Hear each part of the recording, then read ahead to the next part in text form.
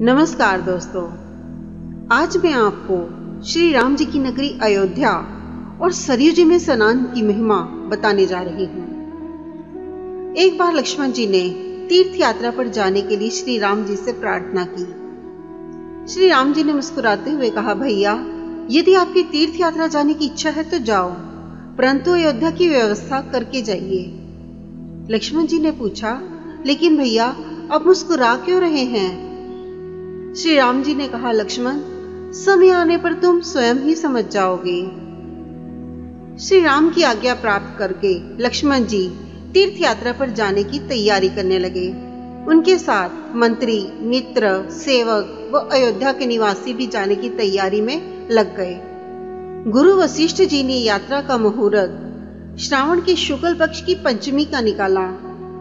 अयोध्या की व्यवस्था व यात्रा की तैयारी करते करते लक्ष्मण जी को रात्रि के 2 बज गए।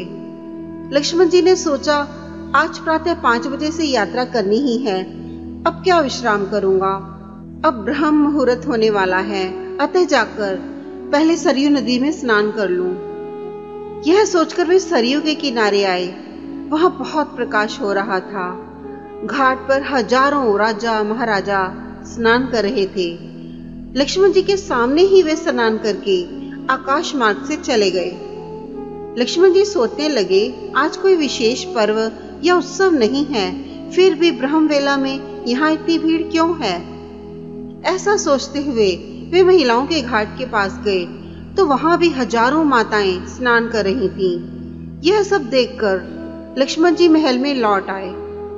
श्री राम जी ने पूछा, लक्ष्मण आज तुम्हारा तीर्थ यात्रा पर जाने का मुहूर्त था ना, परंतु तुमने तो अभी तक स्नान भी नहीं किया है।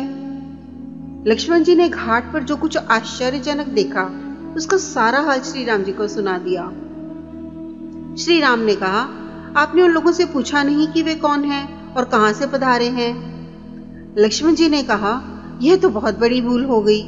कल मैं फिर सरयू स्नान के लिए जाऊंगा और सबसे उनका परिचय पूछूंगा। दूसरे दिन लक्ष्मण जी फिर ब्रह्म वेला में सरयू जी के घाट पर गए। वहां कल की तरह हजारों लोग प्रसन्नता पूर्वक स्नान कर रहे थे। लक्ष्मण जी ने हाथ जोड़कर सबसे उनका परिचय पूछा। वहां उपस्थित राजाओं ने कहा, हम लोग काशी, गया, जगन्नाथ, बद्रीनाथ, केदारनाथ, रामेश्वर, द्वारकापुरी और समस्त तीर्थ देवताओं का रूप धारण करके यहाँ नित्य अयोध्या जी का दर्शन करने व सरयू का स्नान करने आते हैं। इसके बाद लक्ष्मण जी ने सभी माताओं को प्रणाम करके उनसे उनका परिचय पूछा। माताओं ने कहा, हम गंगा, यमुना, सरस्वती, ताप्ती, तुंगभद्रा, गंडक, कोसी, कृष्णा, नर्मदा आदि भारत की हजारों पवित्र नदियां देवियों के रूप में नित्य श्री राम की पुरी का दर्शन करने और सरयू जी में स्नान करने आते हैं।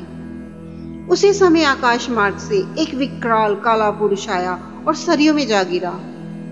स्नान करके जब वह बाहर निकला तो गौरवर्ण हाथ में शंख, चक्र, गदा आदि लिए हुए था। लक्ष्मण जी ने उनसे पूछा, आप कौन हैं? अभी इतने काले थे और सरयू में गोता लगाते ही गौरवर्ण के हो गए। उन्होंने कहा, मैं तीर्थराज प्रयाग हूँ। नित्य हजारों लोग स्नान करके मुझ में अपने पाप छोड़ जाते हैं। पाप का रंग काला होता है, इसलिए मैं काला हो जाता हूँ। सरयू में स्नान करने से सारे पाप नष्ट हो जाते हैं, इसलिए मैं गौरवर्ण का हो गया हूँ।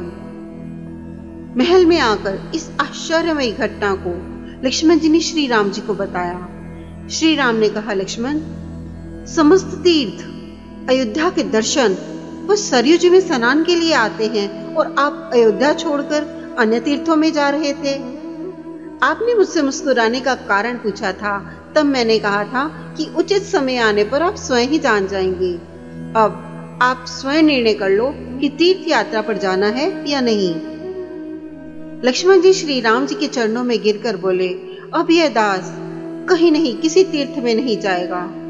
दोस्तों, स्कंद पुराण के 2 वैष्णव खंड में अयोध्या का महात्म्य वर्णित करते हुए कहा गया है कि पुष्प नक्षत्र युक्त रामनवमी के दिन व्रत धारण करके भगवान श्री राम के जन्म स्थान का दर्शन करने से प्रतिदिन सहस्त्रों कपिला गायों के दान का फल मिलता है। अगर आपको ये कथा पसंद आई हो तो कृपया इसे लाइक कीजिए, शेयर कीजिए और चैनल को सब्सक्राइब कर दें।